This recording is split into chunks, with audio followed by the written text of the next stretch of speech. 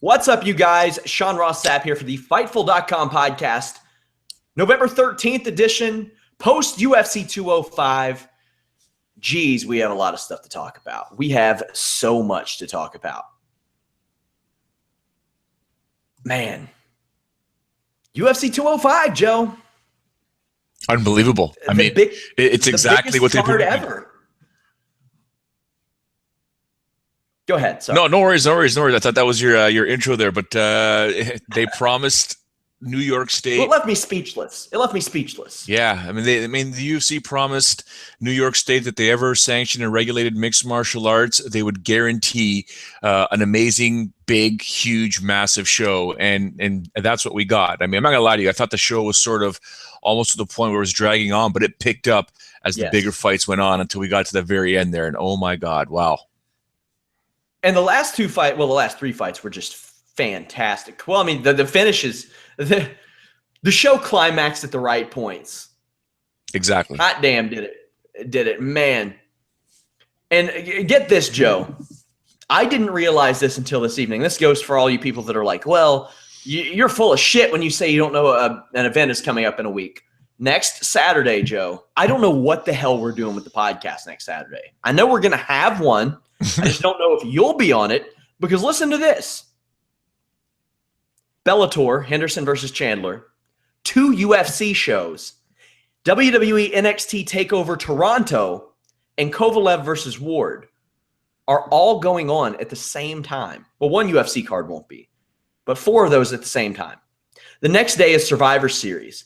So I'm going to have to gauge and see where people want me to do this. If I do it after after NXT Toronto, it'll be an earlier night for everybody, and then me and you can come back Sunday afternoon and cover after we've digested all the MMA that's going to happen. So that may be what happens. For those of you asking, needless to say, Fightful, we've got Carlos covering one event. We've got David covering another event. We've got Ryan Cook covering another event. I might be covering one. It's, as the kids say, Joe, it's going to be lit. Yeah, it definitely is going to be lit, man. It's going to be a busy weekend next weekend. But hey, man, this is what we do. This is why Fightful.com is becoming one of the best and quickly becoming the best out there right now. So I'm glad to be a part of the team. But you don't become the best if you're not hauling ass and whooping ass and just doing what you got to do. So we got to do it, and that's it.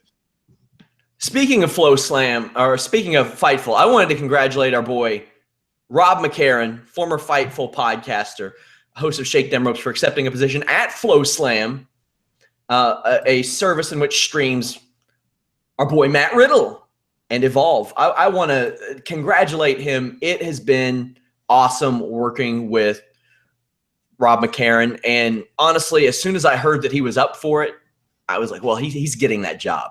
It's like, there's no way he's not getting that job. So I want to tell Flow Slam that's a hell of a hire and congratulate Rob McCarran, because he's going to do great things over there. Much like great things happen tonight at UFC 205. Now, guys, a little podcast news before we get started. We are on iTunes now. Go check us out. We're going to have a button up on the site, but we are on iTunes right now. So make sure you check that out. Stitcher is pending approval, but it's coming. Needless to say, Joe, this was red panty night for Fightful.com. To say the least, man. Let me check. Hold on. Mine are yellow. I got the yellows on. That's the story. Yeah. All right, that's great. What did you think of the night as a whole? I thought it progressed kind of slowly. Obviously, we saw so many different matchups, and we figured that, things are going to be fantastic, but that doesn't always happen in mixed martial arts. And I totally understand that. You can't have perfect fights every single night or every single bout. But as the event went on, we started seeing some crazy things. And the main card was absolutely fantastic. You and I were texting back and forth all night. And, every time Frankie Edgar gets hit, or almost gets knocked out, a piece of my soul gets lost. Because I feel for the guy. I've known him for so long.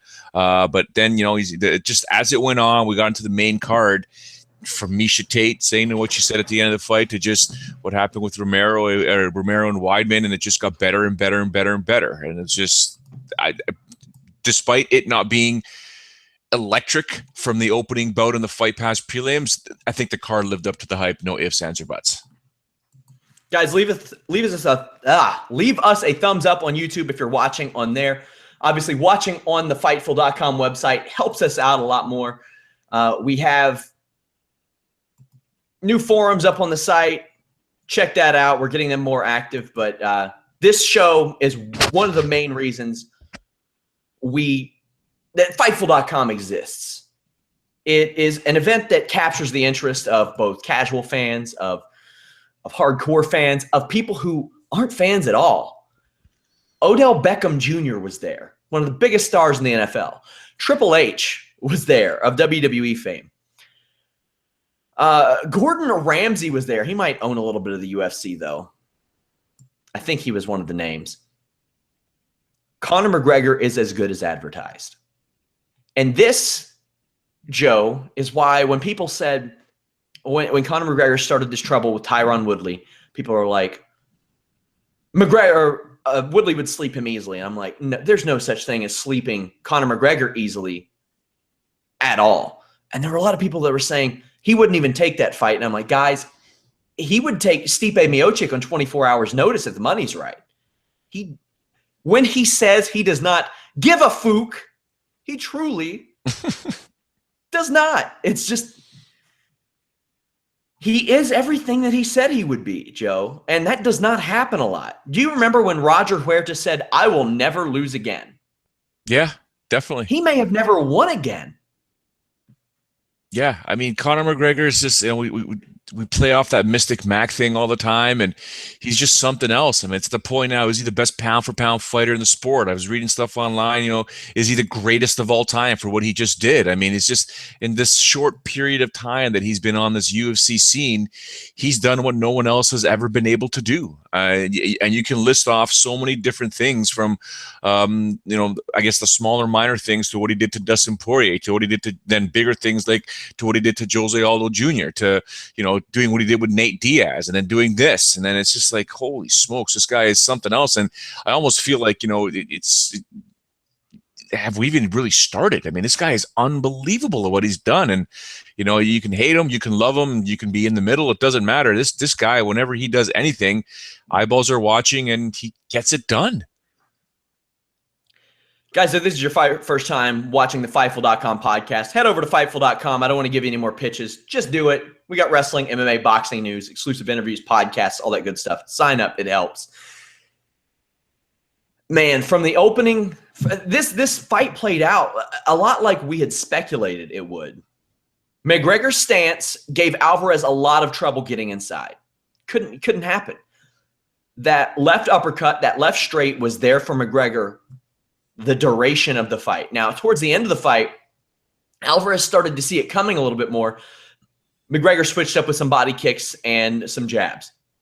Alvarez landed a couple of good leg kicks. He was using his foot, though. That can be dangerous, but not too – danger of breaking your foot, sure. I had somebody on Twitter saying, he could Anderson Silva himself. Not if he turns his hips. He's not in any danger of that, really. What do you think McGregor said to Alvarez when he landed those kicks? Because he was saying something. I just probably talking trash. You felt that, blah, blah, blah, or whatever. He's just doing something. But, I mean, you talk about that left hand and the way he throws it. And the one thing I know when I talked to John Kavanagh, I'm going to have a couple of Bahrain stories from last year when I was in Bahrain, because Kavanagh was there, Nurmagomedov was there, Frankie Edgar was there, Renzo Gracie was there.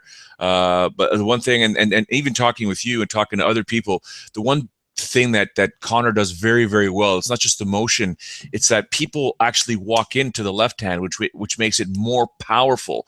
But even tonight, when Eddie wasn't walking into the left hand, he was launching it with some ferocity. There was a couple that he threw that he missed, and the way he basically not only the acceleration going forward, it's also the snap back to ensure that his defense was on point.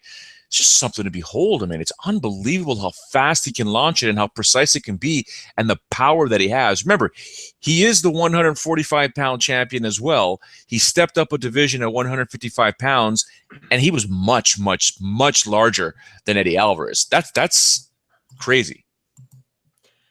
How'd you score the first round? There were some people scoring at 10-8. I had scored at 10-9 because outside of that first knockdown, I don't know that there was ever any threat of stopping the fight. But I on that first knockdown, I was thinking McGregor Aldo all over again.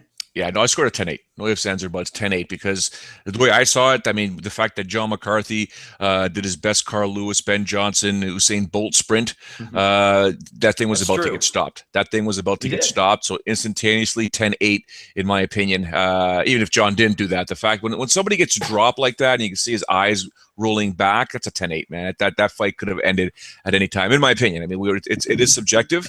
But yeah, 10-8 for Conor McGregor for sure. And he was already cruising by the time we got into that second round. So, guys, send in your questions either on YouTube or the Fightful podcast board. One thing I noticed that McGregor was doing, he was pawing a lot. But whenever Alvarez would dip down, McGregor would like pull that away. He didn't want to risk an eye poke. Like, he was very cognizant of that. I noticed that on multiple occasions. He utilizes that front kick very, very, very well. Also, how far has Conor McGregor come in just under a year and a half as it pertains to takedown defense? Yeah, very impressive. Chad Mendes to today, night and day. Yeah, the front kick. When you mentioned the front kick, he whips it. Yes. Right? Muay kick, where you're sort of, it's almost like you lift the knee and then thrust out. He whips it. He's talked about it on numerous occasions. He throws it completely different than any other fighter. I mean, there are fighters that do the same sort of thing, but the way he throws it, he says flat out, it's like a whip. You have to whip it and aim for the liver and just whip it out there. Man, it's just his striking style, kind of similar. I want to say similar to an Anderson Silva. Very accurate. He is a counter striker. He doesn't utilize a lot of energy, or didn't tonight. That's another thing that constantly improves with Conor McGregor. Watch his last 3 fights in particular. You can't really judge based on the Aldo fight. I don't think there's ever been any use of energy better than that in the history of the sport, maybe than that fight. But 3 straight fights, he like just a complete disregard for stamina in that first Diaz fight, to where he was a little bit better in the second, but he still got really tired. To this time, I think that if he would have went 4 or 5 rounds, I don't think that it would have been anything like that Diaz fight.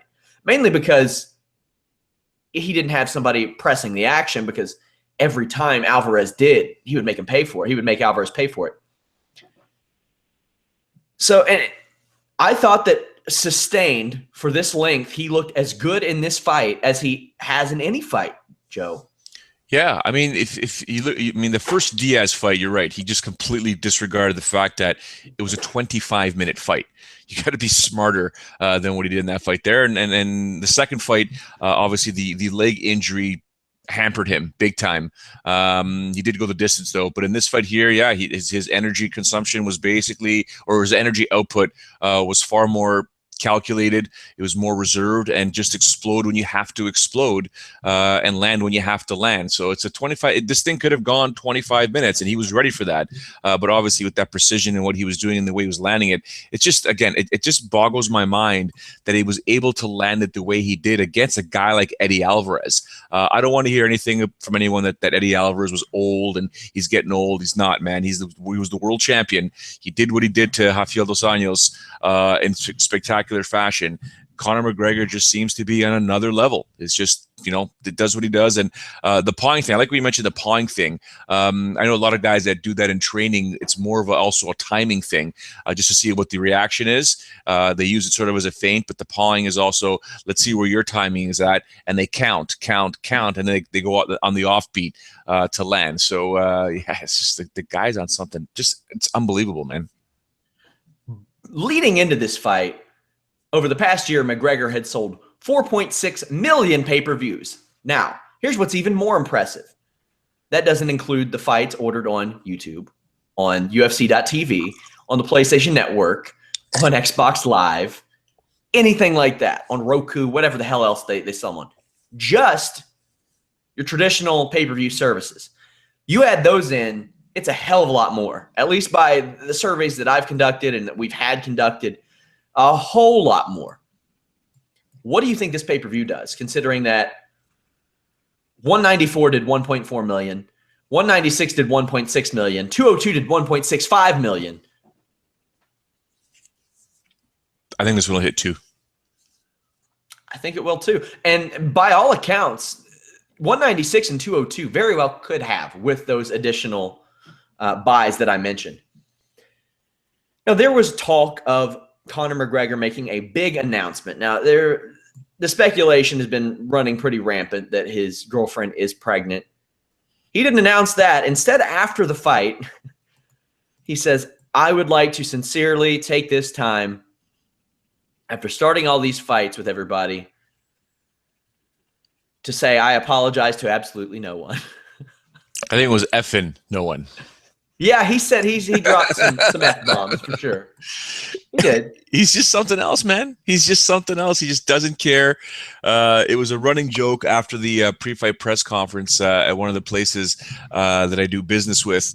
I walked into the place and people, did you see the press conference? Did you see Conor McGregor showing up late? Did you see? I said, did you see the very first thing that he said as soon as he grabbed the mic? I don't give up, right? And it's just, anybody could say that, but when Conor McGregor says it, it just sounds so much better, and it makes more sense because literally the guy shows up late and he says that. And I still go back to the Jeremy Stevens thing. I wish we could input it on your side of the fence over there, and you could insert that. Who the F is that guy? I mean, it's just the guy is something else. He's a quote machine, man. He's probably got Chael Sonnen smiling right now. I mean, the guy's something else. But I mean, I'd like to know what's next. I mean, there's actually before I say what's next, because I think he's going to disappear for a little bit. That's just my opinion. Most people know that I was with George St. Pierre yesterday. I hosted the Q&A with George St. Pierre. I've asked the organizers of the Gentleman Expo to please put that whole video online. I don't know if anyone else recorded it and put it online, but there's a lot of there wasn't much talk of Conor McGregor, but the same type of situation I believe Conor McGregor will be in shortly. He called the UFC cheap mofos on the microphone. Where's my second belt? Yes. Where's my second belt? Well, these guys believe they didn't have that damn thing out there? You know what, man? That honestly, Sean, I don't want to take shots at anybody, but that wasn't cool. You know, he deserves to have that second belt there. Yeah. It should have been there. He talked about it at length leading up to this. All I want to do is take pictures with 2 belts. I want to make history. He was already doing it. Yeah. He did it before the damn thing. But the fact is, the reality is he did it for real, made it official, and there should have been 2 belts there. So I don't know who would have made that call to have that second belt there, but it should have been there no matter what. I was also sort of surprised, that Joe Rogan was like, don't worry, you'll get your belt. That's not the point. That was not the point. The point is he wanted the belts then and there because you're only on camera for so much. Don't think you're on camera for an hour after you win the title. Hey, having those 2 titles over your shoulder in front of Madison Square Garden on a historic night in the cage is a hell of a lot different from having it at a post-fight scrum. Bingo. That's way different. Bingo. So there should have been, I mean, I'm not playing that. I'm not trumpeting the Trump card or trumpeting the McGregor card on it, but I think the right thing should have been to have those 2 belts ready to go at any time. But to go back one moment, Sean, for my George St. Pierre thing, I really want that interview to go online as soon as possible because I was getting compliments about it, and even GSP's management. I said, look, guys, it wasn't me. It was all George. I was going to hashtag the tweets and the stuff saying, hashtag shots fired. I can't wait for you to watch this interview to hear what George St. Pierre said, because I guarantee you Fightful.com will spin a bunch of articles around that, because the stuff that George said, taking shots at the UFC, talking about a union, it was something else. So hopefully we can get that online. And I tell you what, there are 2 guys, George St. Pierre, Donald Cerrone. Those are 2 pretty good names to get talking about a union. We are not done talking about Conor McGregor, guys. We will be talking about him throughout this show. We will splice it in between fights as well. But I want to say this. Now, I don't know who the guy was that they had putting the belt on McGregor. They probably should have had him put it on a little earlier, too, because even when they announced the fight or announced the winner, he was like, Where are you, guy? You're supposed to be putting a title on me right now. Where are you, guy? They didn't ask Eddie Alvarez anything. Oh, nothing afterwards at all?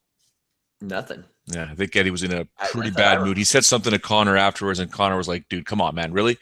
So, well, I think that's also a Joe Rogan thing. Which I do admire the fact that he said, I don't really want to interview guys after they've been knocked out and of course, finished like that. So, kudos for that. But, man, poor guy. We worked so hard.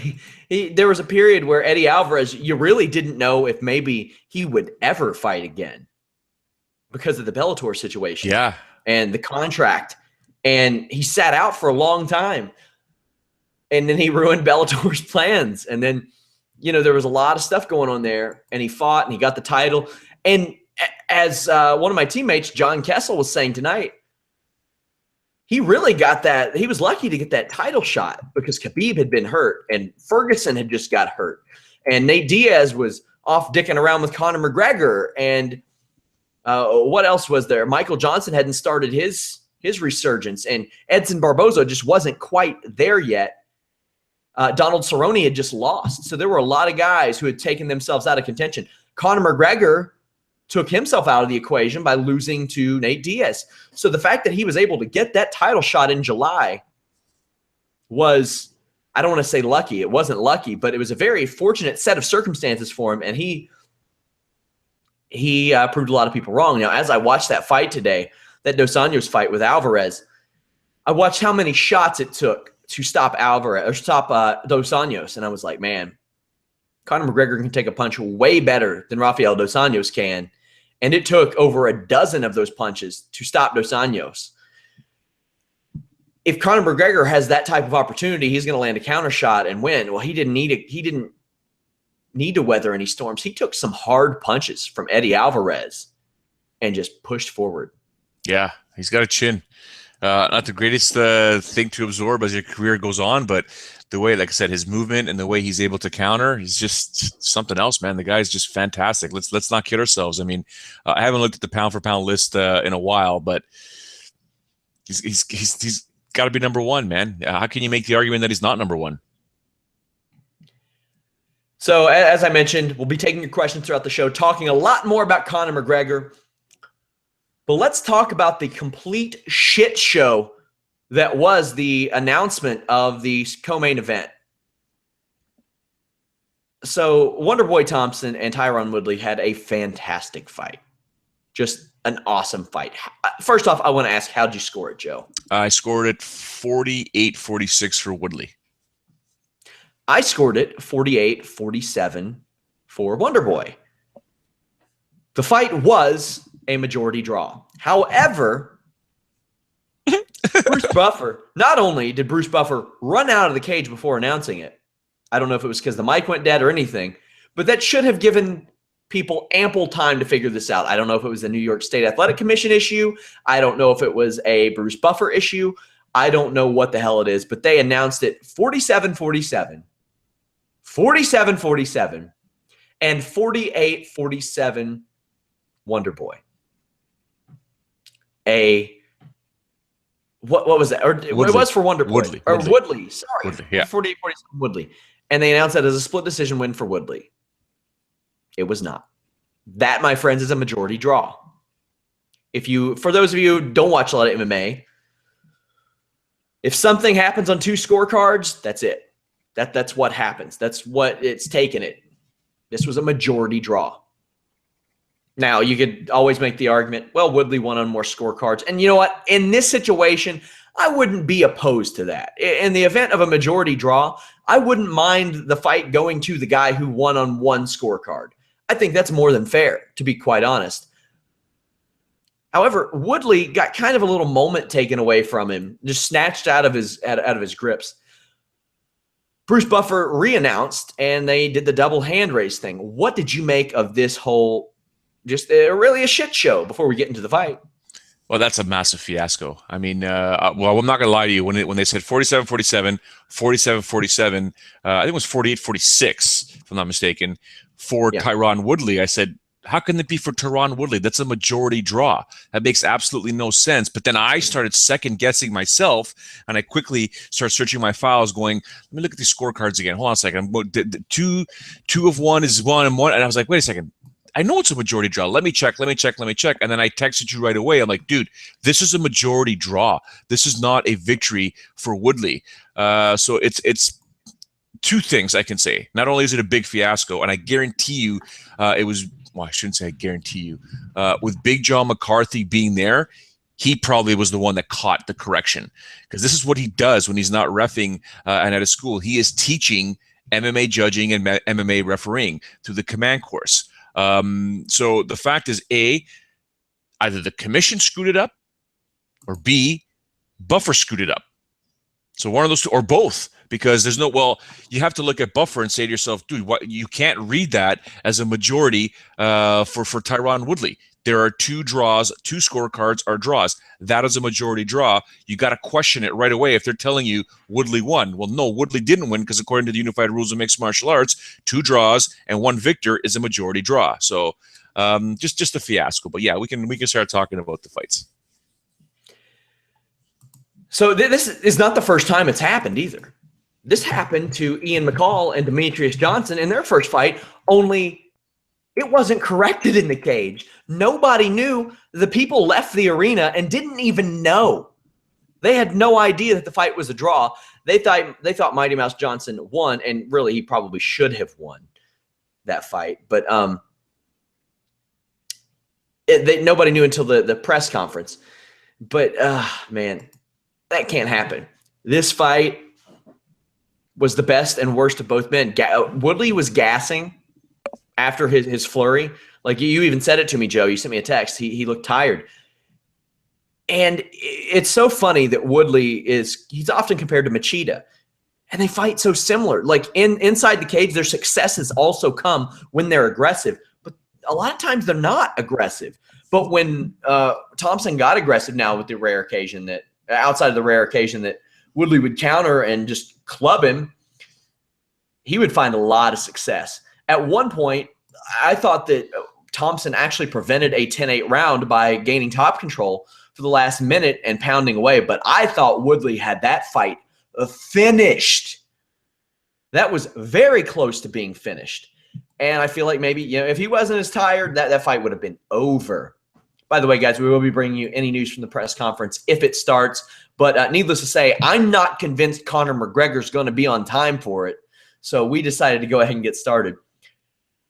Joe, your thoughts on this fight? An awesome fight that was unfortunately it'll unfortunately be remembered for what happened after. Yeah, I mean, the fight was absolutely fantastic. I think you and I, sometimes even when we talk off air or we're texting, whatever, the one thing I'm cognizant of, and I don't even know if it's a fact, but I'm very careful about my own karma. So I'm careful with what I say about people that sort of do the same job as I do. But the one thing I know that I do when I call fights for Titan or for Ryzen is I never say it's over. I've been around mixed martial arts for 20 years plus. I never, ever say the hard way. Never say a fight is over until you see a tap or until you see a referee. I don't care how tight a submission looks. I don't care what kind of a beatdown some guy is getting. I mean, Wonderboy got a beatdown and then he was in a submission. There was no tap. He kept fighting. It's not over. It's not over until it's over. And it's one of those things that sort of rubs me the wrong way when I hear commentators from various organizations say, oh, this is done like dinner. It's over. It's not over. You can see, I mean, there's times when it's, extremely obvious, but the one thing I know, Sean, is when a guy, and it's because I know, Wonderboy personally, as well as his dad, this is something that George has said, even said it last night. When a guy or girl is in a title fight, it's their like not defending the title, fighting for a title for the very first time. 9 times out of 10, they are willing to die in there, as bad as that sounds. So don't say it's over until it's over. This is actually an argument that relates to pro wrestling that I've had. There's a lot of people that hate what we call false finishes, where a big move happens and somebody kicks out. Now, I argue that with, hey, if it's a pay-per-view, if it's a big match, I sure as hell buy it because I've seen people that I've trained with. I've seen people that I know. I've seen fighters pull Miesha Tate, perfect example, against Holly Holm. You can never count them out until they're out. So if a pro wrestler kicks out at 2.9 after taking a power bomb in a pro wrestling match, I'm cool with that to tie it in since we cover a little bit of everything. And Thompson and Woodley, man, they both had spots where it looked like it could be the end. When Thompson started to cruise, started to land at will, that's concerning. Now I'll ask you this. Do they run this back? Yeah. I would think so. And I want to see it. I think everybody wants to see it. And if you do, you got to hope that Cerrone gets past Matt Brown. And then you have to make Cerrone versus Maia on that show, that same show. That's natural. And if you're not doing Cerrone Maia, you just put Cerrone on the card anyway in case one of those top two fighters pull out. That's because Cerrone's going to show up and fight. You just know he will. You were loving Cerrone's gear. You were loving Cerrone's gear tonight, eh? Oh, hell yeah. The bolo tie, I wouldn't even know. I barely know how to tie a regular tie. What in the shit do you do with a bolo tie? I don't get it. It's a cowboy thing. Good for him, man. For once, hey, did you see the fighters love that Reebok jacket? The leather jackets, yeah. They loved it. Loving it, man. Hey, as long as the fighters are happy. As I said, we'll be answering your questions in between. Somebody says, what's next for Conor McGregor? Well, I know one thing, Joe. A Nate Diaz title match at 155 would make a whole hell of a lot of money for the UFC. You know what? I wasn't tweeting much at all tonight. I just wanted to watch the fights. I wanted to enjoy it. And, sometimes I'll have some of those little barbs and sarcastic tweets that I throw out there, Sean. And one of them was going to be, as soon as Conor won the fight, I was just going to tweet out, Nate Diaz is already cutting weight to get to 155. Yeah. So. Well, I'm just saying, you do that and you do Khabib Ferguson on that same card. Yeah. Because, and we'll get into Khabib later, because Khabib was a guy that a lot of people were calling for McGregor to fight. Now we will talk about that, of course, at length, but I think that it could be Diaz. Now, the thing is, McGregor picked fights with Woodley, who retained his championship. The option of Aldo is always there. Jeremy Stevens is off the table now. But I wrote an article last night about how good Conor McGregor is at staying 2 steps ahead of the game. Whether he's got a win or a loss, he always plans fight. You remember when he picked a fight with Uriah Faber with no real plans to fight him, but he wanted that option there just in case. Maybe he didn't get past Jose Aldo. Well, if he didn't get past Jose Aldo, he's got that Uriah Faber fight just sitting there waiting. And that would have been a good pay-per-view fight. What do you think about what's next for McGregor? Well, the one thing we haven't heard much from McGregor, he hasn't picked a fight with somebody that picked a fight with him tonight, calling him a chicken. So Nurmagomedov called him a chicken, said, he's basically said, what's wrong with this organization when a guy's in a title fight tonight that tapped out earlier this year? He's a chicken. I want to fight your chicken. I was like, oh, that's all right. That's pretty good. It's a chicken just drew 17.7 million at the gate, thanks to Chris Lacey for sending that in. A damn. Yeah. A damn. Wow. 17.7. It's pretty good. Joanna Jędrzejczyk versus Carolina Cavil Kovitch. Joanna looked really good. Carolina had some bursts of hope. She won a round. One thing I really noticed, the kicks of Joanna Jędrzejczyk, especially the head kicks. It's hard for me to compare them. They are they're easily the best high kicks of any female MMA fighter I've ever seen. They're so fluid, they're so perfect. Her front kicks are very, very good. She was slugged a couple of times, but ultimately, man, she is just a wrecking machine, Joe. She's an absolute beast. But the one thing that I would challenge you and for anyone watching right now that may have missed that fight for whatever reason, I encourage you, again, messing with my karma, I encourage you to watch that fight with no volume. Watch that fight with no volume, and at the end of the fight, tell me how you think Carolina did. Because she got beat. Don't get me wrong, she got beat. But it wasn't as bad as it was they were making it sound. The fact that she landed a nice combination ending with a right hand to Joanna's nose, then they clinch, and then they go against the cage, and then when Carolina pushes her off, they then notice the blood, and they say, oh, the blood must have came from the push. Actually, no, the blood came from a very nice combination that was landed, and she was landing a lot more than they were saying. At one point, she had landed 46 or 47 punches. They showed the graphic, and never had you once heard in that fight that she was landing anything. It was all you J-check, you J-check, you J-check, which wasn't the truth at all. She was beating her down. She was giving her ass whooping, but it wasn't like Carolina wasn't landing. She was actually landing. And just, I feel bad for fighters that have to one day go back and listen to that fight and like, wait a second, what are they calling here?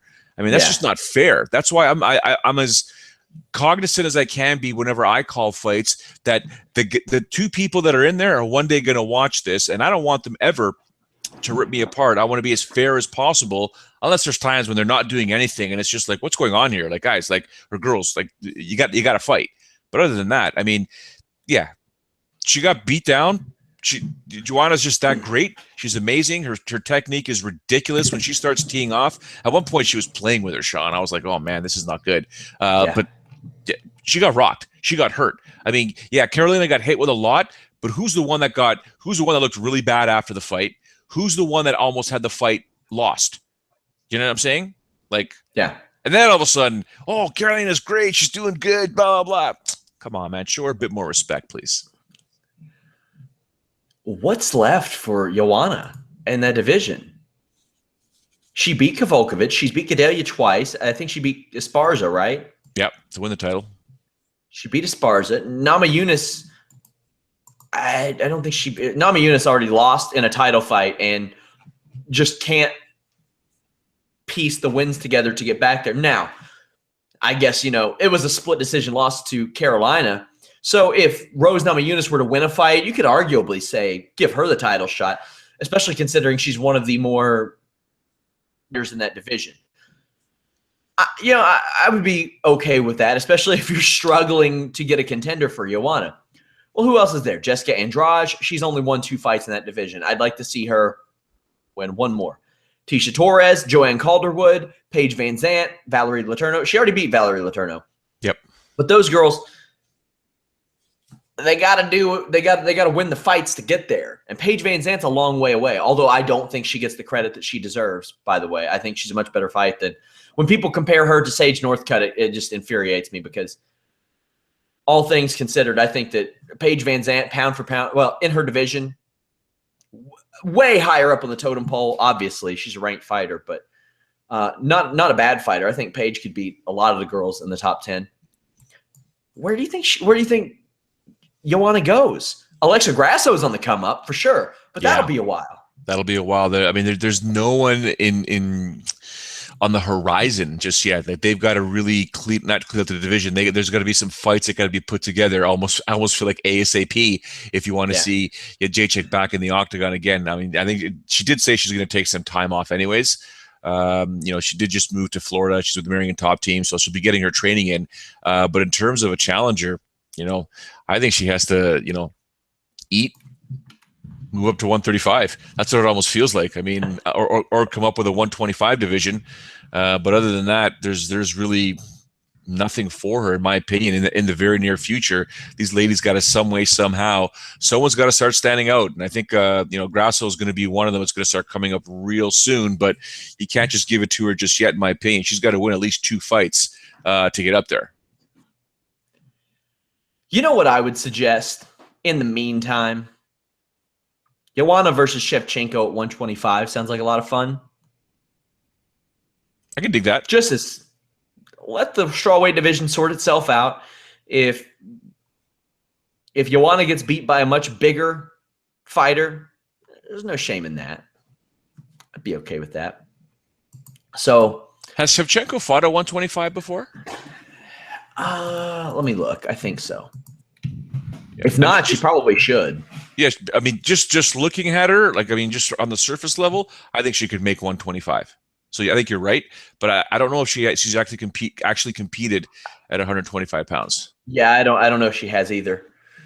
I mean, she fought Jan Finney, who has fought Cyborg. Yeah, that was, if there was ever a 10-7 round, that was Jan Finney, Cyborg, yeah. How much money can Conor demand now? Probably as much as he wants. He may make more than any like American athlete this year does. Well, I don't know about golf and tennis. I'm not that educated on that, so I want to backtrack on that. He's making a lot of money. I heard upwards of 40 million altogether this year. It's a hell of a lot of money.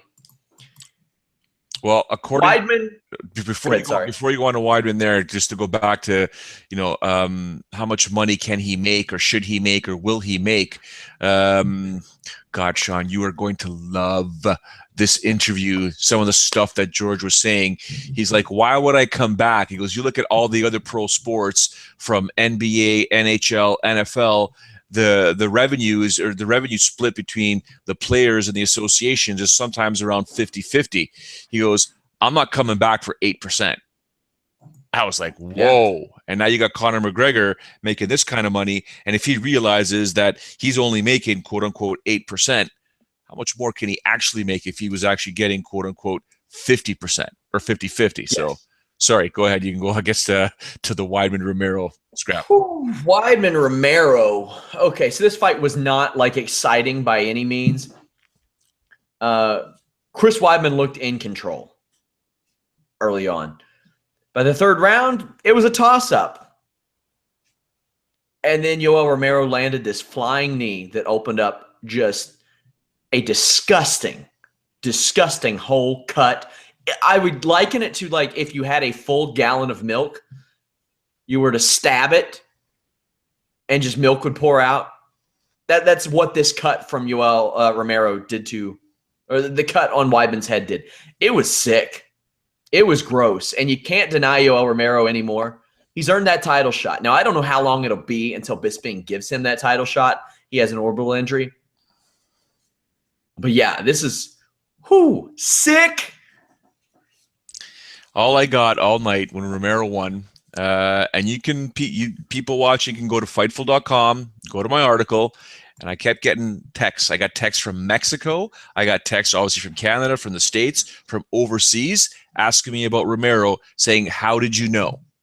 How did you know? Because that was basically the only upset I picked on this card. I really felt the matchup between Weidman and Romero, and especially when you said, Sean, when you were saying about the neck surgery and the Kurt Angle joke and stuff like that, that was what threw me over the edge. I said, I think Romero's going to win this fight, man. I really think he's going to win this fight, because when it boils down to the striking, obviously I think Weidman has the edge there. He's going to push the pace a little more. Romero's kind of that slow fighter that then explodes. But if it boils down to the wrestling, you might be able to take Romero down. You're not going to keep him down there, and eventually he's just going to do it. I'm not saying I'm overlooking Chris Weidman and saying he's done, but the ass whooping he took from Luke Rockhold, that sticks in your brain, in my opinion. I think that sticks in your brain. Then he gets injured. Then he has the surgery.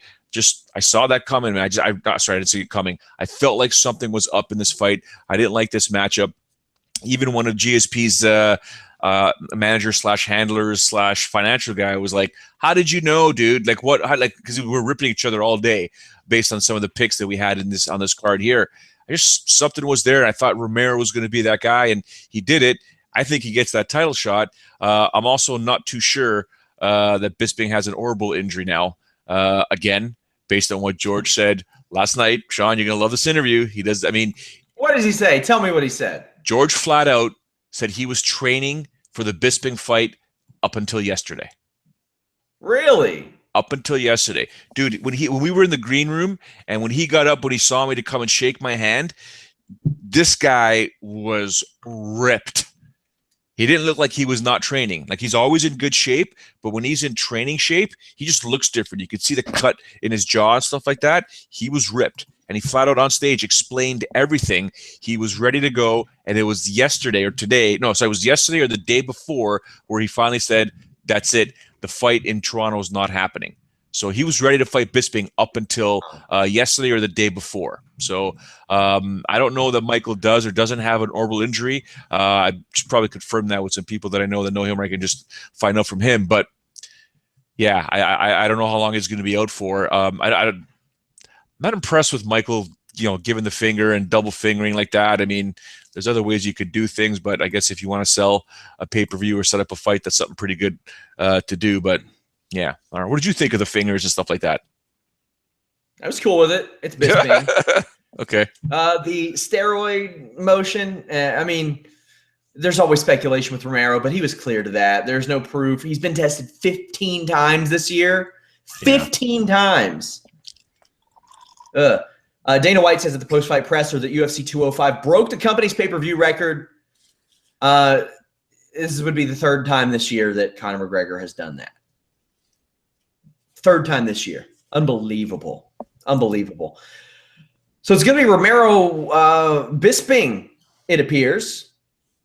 Now, a lot of people say maybe Souza beat him and the Kennedy fight iffy. There's nothing iffy about this. He beat the brakes off of Chris Weidman. He landed on Chris Weidman's neck on the way down, too, which gave me some worries. A guy who still deals with a neck injury myself.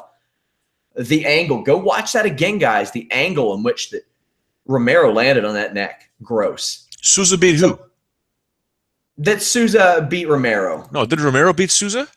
Yeah, there were some that argued that Souza should have won that split decision. Oh, okay. Sorry. Yeah. Somebody says, who do you think Conor could – or do you think Conor could go after a welterweight title shot? I would have thought so if Woodley would have won. But since there was a draw, I think they'll run that back. What do you think, Joe? Yeah, I think you're right on both occasions. I think if Conor had the opportunity to fight Woodley, he would do it like right now because he's already causing a mess with him. You saw Woodley respond to his tweet and or fire off that tweet, taking a shot at Conor McGregor. He would do that in a heartbeat. But the fact is that the scrap with Wonderboy ended up being a majority draw. I think they got to put that fight back together. We need a winner. I agree. Raquel Pennington defeated Miesha Tate, and Raquel Pennington wasn't really a surprise. I mean, she surprised a lot of people, but she's been a contender. She's always been a contender. We talked about how deceptive her record was earlier this week. But the real story about this fight isn't that Raquel Pennington won and upset a lot of people. Miesha Tate retired, 30 years old. Now, listen, guys, I'm not telling you that you should go to her Twitter and say, hey, Miesha, do a podcast on Fightful.com every week. But you should. You should absolutely do it. Because I would love to do a show with her every week. I think it'd be great. This also, I mean, it caught a lot of people off guard, but the retirement, but she has been thinking about retiring for quite a long time. Before she was champion. Well, first things first, I don't know anybody that's been championing the Raquel Pennington record and contender more than you. So let's give credit where credit is due, ladies and gentlemen. Sean Ross Sapp has been just drilling this into anyone and everyone that's been listening, saying, look, she is the real deal. She's been 1 or 2 decisions away from being undefeated since coming to the UFC. So, Sean, I got to give you props on that. Second of all, you don't have time to do a podcast every week with Miesha Tate. Okay, you got enough stuff going on. Yes, you're too busy. Jimmy Van won't let it go. He's like, Friday co-host. Get the best. So I'm looking for the best. Jesus, Jimmy Van, leave the guy alone. He needs a break. I mean, when don't you work? You're like nonstop 24/7. But okay. I do work every day. All right. You do, actually. I mean, I got to give you credit for that. Miesha Tate retiring. Yeah, like I said, a lot of stuff happened on this show here that where, I feel like, I'm getting old, man. A piece of me just continues to just die every time there's a UFC event. And Miesha Tate, who both her and Brian have been absolutely golden to me with my career. Now she's another one that's walking away. And I think she's doing the right thing because, someone had sent me a message, I think on my Facebook or on my Twitter, saying she'll probably reconsider because technically speaking, she's one fight away from getting a title fight. The division's not that stacked. I'm like, well, yeah, actually it is. It's a stacked division, but I think she's making the right call. Get out of the sport. If you made your money, get out of the sport. With as long as you're not concussion prone and you still got your brain intact, get out of the sport while you can. Hang them up. You were the world champion. You've had a great rivalry. You did the Ultimate Fighter. People will always love you. Get out if you can, and maybe try acting or something like that. So I'd love to see her back, but I'm very, very happy for her. Somebody asked me, Miesha Tate to WWE. If she wants to, absolutely. You think she could do it? I 100% think she could. Now, the charisma is something that a lot of people, they're like, oh, well, she's this beautiful woman and blah, blah, blah, and that she'll have charisma. It doesn't always translate like that from MMA. Rampage Jackson, King Mo, Tito Ortiz were all once considered charismatic by MMA standards, and then they went over to TNA Wrestling, and they fell completely flat. It is a different kind of charisma. It's just not the same. Now, meanwhile, you have people like Matt Riddle and Shayna Baszler who go over, and they're not known as the most charismatic people in MMA. And all of a sudden, it clicks for them, and it's like, wow, well, this is something they were meant to do. It's a different kind. Hey, Brock Lesnar, not known as the most charismatic pro wrestler, came over to MMA. It clicked for him. The thing that I think Miesha Tate benefits from, she's 30 years old. A person like Shayna Baszler, maybe 34, 35, 36. That extra 5-6 years the UFC knows that it can get out of them. They say they don't like their people to be over 30, but if they're around 30, maybe a little older, and they've got something special to them, they'll take a look. If Miesha Tate wants that, I think she can absolutely get it. There's no reason she couldn't. And that's certainly a viable option for her. Really is. We had Frankie Edgar versus who was it? Who the F was that guy? That's why I wish we had that soundbite. We got to get it some way, somehow. I know.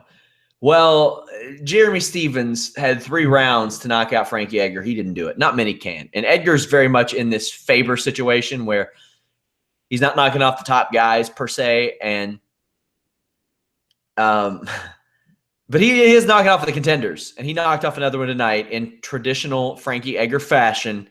He did it. He did it his way, and he did it dominant.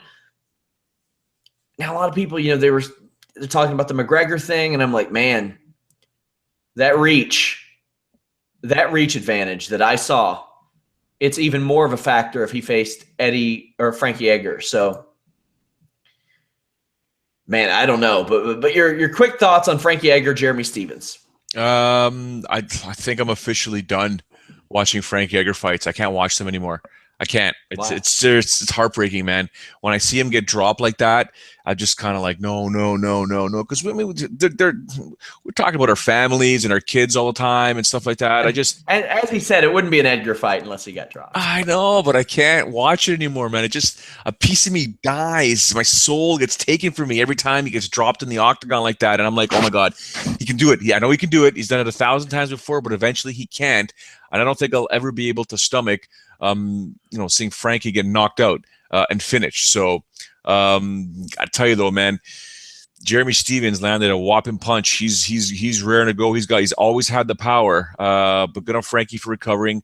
I enjoyed the fight. Don't get me wrong. It's tough to swallow, tough to watch, and it hurts. But man, it's a good scrap. I don't know what Frankie can do from here. He's got to keep knocking off contenders, and then we'll see what happens with Jose Aldo. And we got to talk about the fact that if Conor McGregor relinquishes, if he even wants to, decides to relinquish that 145-pound title, and then Jose Aldo automatically becomes the 145-pound official featherweight champion, Conor's going to rip him to shreds.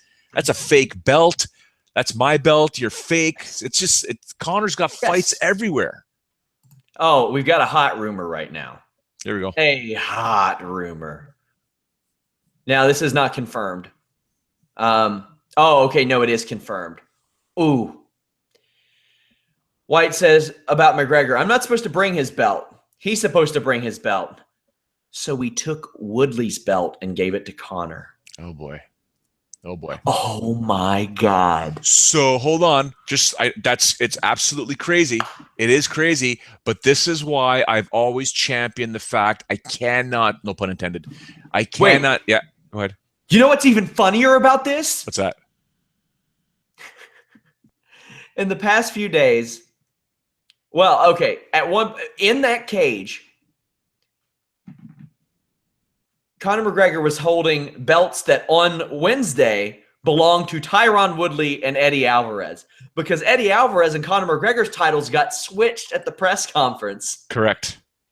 So neither of those belts were actually McGregor's before that press conference. Not only that, he's been chirping at Woodley all week. And now I got to say this. The amount of respect that I gained for Woodley for letting them have his belt to do that, that goes through the roof for me. That says a lot about him as a person after all that he and McGregor have been through this week. Mainly McGregor, because Woodley has straight up said, listen, I would absolutely do that fight, but it's not something I see happening. So thumbs up to Tyron Woodley for doing that. Now, just to briefly go back to my point, this is why, Sean, I've been saying it for years, that when a champion walks to the octagon, somebody should be behind them, what they did in boxing, or they do in boxing, where they have the belts up. I love that look. It's called me a traditionalist. I love the look of a champion walking to whatever form or whatever medium of whether it's a cage or ring, with somebody holding the belt behind him, or he's got it or her has it over their shoulder. That's the champion. Show that you're the champion, especially for people that have never seen Conor McGregor or don't know who Tyron Woodley is or who's the champion, blah, blah, and you're in a bar and the audio's not going.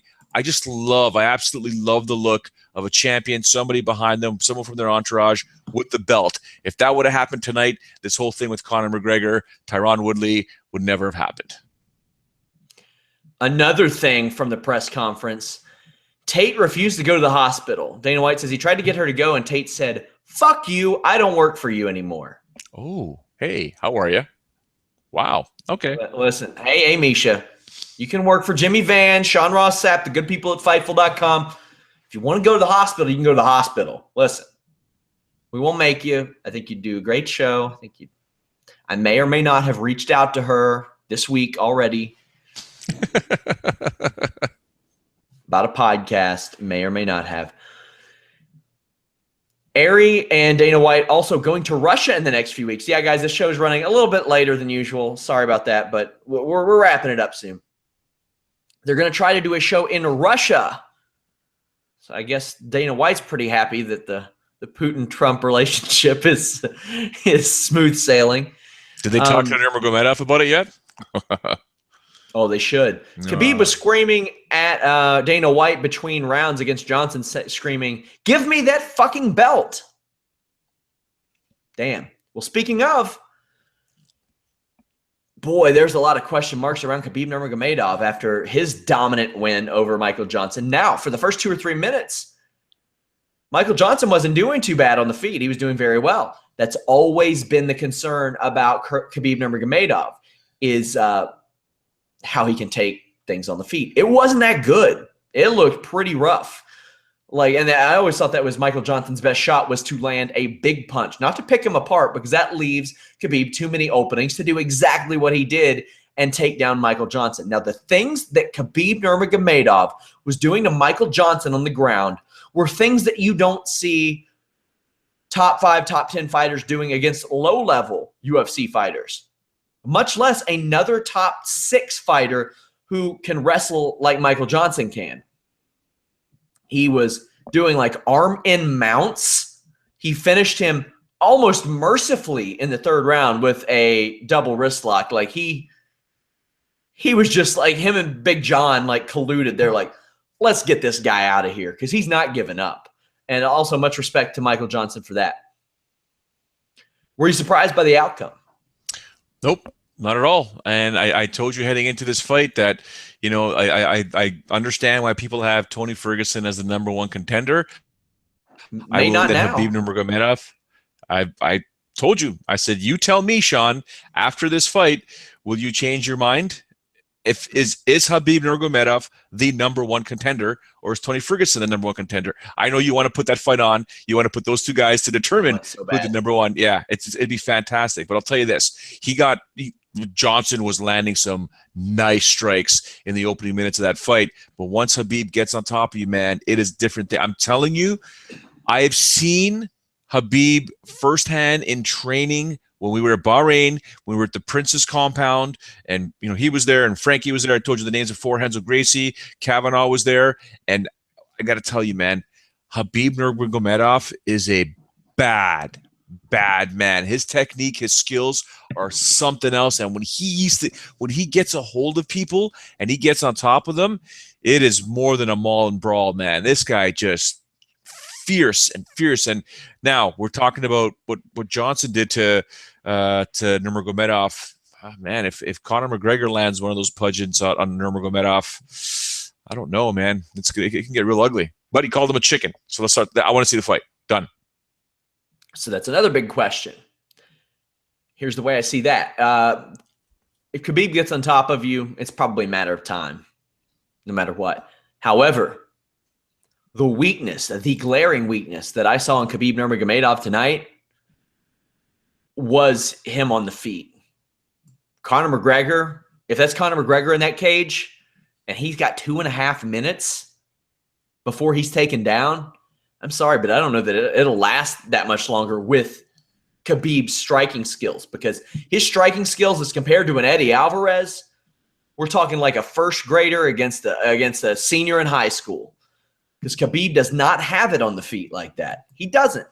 Now, that's why I would like to see that Tony Ferguson fight. I think that would answer a lot of questions. If Khabib is able to overcome the reach of Tony Ferguson, especially if it's utilized in the way that it was the last 4 rounds of the Dos Anjos fight for Ferguson, then, Khabib's got a hell of a lot better chance against McGregor than I'm giving him right now. Now, either way, like I said, if Khabib closes that distance, that could be it. He could be on top of Conor, and you could call it a wrap. But, hey, that's why we fight the fights, right? That's what I want to see. Tim Boetsch with a big knockout over Rafael Natal. Vicente Luque over your boy, Bilal Muhammad. Couple of big finishes there. Jim Miller with sweet MMA karma over Thiago Alves. Yeah. What do you think of these three quickly before we get into the first fight of the evening and then wrap up? I'm not talking about Bilal Muhammad. That's obvious. That one broke my heart. Obviously, I hope Bilal's doing fine. I'm sure he is, but that was tough to watch. Jim Miller and a Thiago Alves fight. Surprised Thiago went the full 50 minutes. I'm not gonna lie to you, but that was sweet MMA karma right there. What was the other one that you mentioned? Tim Boetsch over Rafael Natal. Yeah, that was just Tim Boetsch. I mean, if you've never watched MMA before, you see Tim Boetsch in the octagon, you're like, what the hell is that guy doing in there? He looks like a guy who works a carpentry job and just doesn't tell anybody that he fights in the UFC. And just like one night, his carpenter buddies are like, is that fucking Tim? Right? Is that Tim? Exactly. Fighting in Madison Square Garden? And then he goes back to work on Monday, puts on his hard hat. They're like, Tim, did you just fight in Madison Square Garden? And he's just like, when's lunch? Yeah. Right? Like he no-sells it. I've talked ice fishing with Tim Boetsch on numerous occasions. He literally looks like about 4 of my ice fishing friends. Like that's what they look like. They're just regular dudes, nothing special about them. I love him. Mechanic, literally one's a carpenter. They're just regular, one's a truck driver. Like they're just regular guys, blue collar. That's what Tim Boetsch looks like. And he goes in there and hauls ass and just knocks people out. He's awesome. He's like 11 and I think 8 or something in the UFC. He debuted at UFC 81. David Heath, I think it was. Yeah. He launched him in the air. Yeah. He heaved him. That's awesome. Oh, and I'll never forget Yushin Okami. Like, the pro wrestling European uppercut, right? Yeah. Only fight I've ever seen ended by European uppercuts. Well, he made him American uppercuts on that night. He sure as hell did. Oh, he just held the guy, held Okami in place and just went under repeatedly. One of the greatest comeback victories in MMA history, really. That was just I was there for that. I was there for that in the Saitama Super Arena. I remember the arena that was the first time there was actually some volume with the Japanese fans. They're starting to yell and scream. They're like, oh my God, bang. See ya. You're done. Love Tim Boach. I love the dude. We also saw Liz Carmouche with a big return against Caitlin Chookagian. Caitlin Chookagian is going to be a player in the future.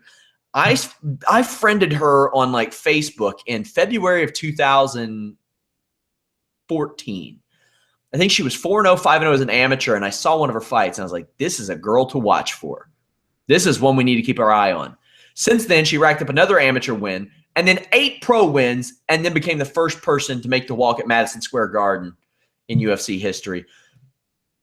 Wasn't enough to overcome Liz Carmouche, but this is a real good win for Liz Carmouche after, God, it seemed like forever since she had fought, and she is the type of person that I wish the UFC would keep more active because I love the way she fights. I love the heart on her. I like what she stands for as a fighter. She really is a gamer. And now she's coming off of back-to-back wins over Lauren Murphy and Caitlin Chookagian. You just got to get her more active, Joe. Yeah, Caitlin's she's intense, man. She's no joke. She's super trains intense. With Alvarez, Weidman, and Edgar, I do believe. Yeah, no, she's super intense, man. I think you're right. She's going to be a player in this division, guaranteed. And to be honest with you, I think it was more than just Liz's skills that won the fight. Same thing when we broke it down on Wednesday. This was experience. It was experience and being able to handle certain situations that made her win this fight. So good for Liz Carmouche, and I think you're right. I'd love to see her continue to fight at least every 3 or 4 months. Somebody says you're not going to talk about the amazing fight between Edgar and Stevens. We did. Stop bringing up Edgar, guys, please. You're breaking my heart. Somebody says Conor has literally no one to fight at featherweight. That could be argued. It could absolutely be argued. I mean, I think Aldo deserves his rematch, but you could absolutely argue that. Frankie Edgar can't piece together the wins. Max Holloway has been beaten. Ricardo Lamas also can't piece together the wins. Anthony Pettis might be a guy, but he lost 3 in a row at lightweight, the division in which McGregor just won the title at. I wouldn't be surprised if we never see McGregor go back to 145. If you want me to be completely honest, I don't want him to go back to 145 because it's not a healthy cut for him. I don't want to see him damage his body. I don't want to see him hurt himself to do that. Also, Miesha Tate retiring automatically or by default launches Ronda Rousey into the #1 spot. What do you think of that? That's just, makes me laugh, to be honest with you. But that's fine. We'll see. Woodley says, if McGregor wants to fight, I'll sign it right now. I just don't think it's a good idea for him. Attaboy, Tyron. I think McGregor would do it. I think he would do it. Tate did eventually go to the hospital. Dana White says that his team made a lot of mistakes heading into this event that he's not happy about. We'll talk about that as we wrap up. That is absolutely true. From the Rashad Evans fight to not keeping in touch with Kelvin Gastelum. Where you at on your weight cut, buddy? One of those. The double belt situation. The decision reading, and it seems like it all piled on. It's like and my wedding went perfectly, just saying, but I could see it's like you plan a wedding. You plan it for so long. You think about it for so long. And it's just like bad stuff happens, but ultimately the night's still fantastic. That's perfect. That's exactly the whole thing. The night was fine, Dana White. Were there hiccups? Yes, but it was fine. Joe, we had full coverage at Fightful.com, at Fightful Online. Go follow us on Twitter and Facebook, please. More live viewing parties than any other website, period. Reddit, anywhere. We cover all UFC, MMA, or Bellator, Fight Pass shows, WWE, TNA, NXT, boxing. We got it for you. We're working to add more content, more and more and more. Joe, What do you have to tell these people before we go? Well, I just want to thank everyone. If you're still up on the East Coast, I was projecting to be up till about 4 a.m. With the 3 title fights on one card. Well, Sean and I did it. It's only 3 a.m. And I still got energy, but I want to thank anyone and everyone who's still watching right now. Thank you very much. We sincerely appreciate it. Keep giving us love on the site. Promote it, social media it for us, guys. Get it out there because we're having a good time and we're going to take this thing to the next level. Absolutely love being a part of Fightful.com. And please encourage Sean Ross Sapp to some way, somehow get some rest. Hey, they got me an assistant now, or an associate editor, and Alex Pawlowski. I thought that would allow some more time off, but really it just allowed a redistribution of the time that I already spent to add more content. So there you go. But hey, guys, I want to make this site what you want. Go over to the forums, have some fun. We're going to be doing contests, giveaways, DVDs, signed books. I don't know, maybe we can talk to an action figure company, anything like that, collectibles, all kinds of cool stuff. We are back Monday night after Raw. That's going to be a tough one for me. The Bengals will be playing then. But I'll be here. Fightful.com, guys. Thank you all so much. This is one of our most watched live podcasts we've ever done, and it's at 2 to 3 in the morning.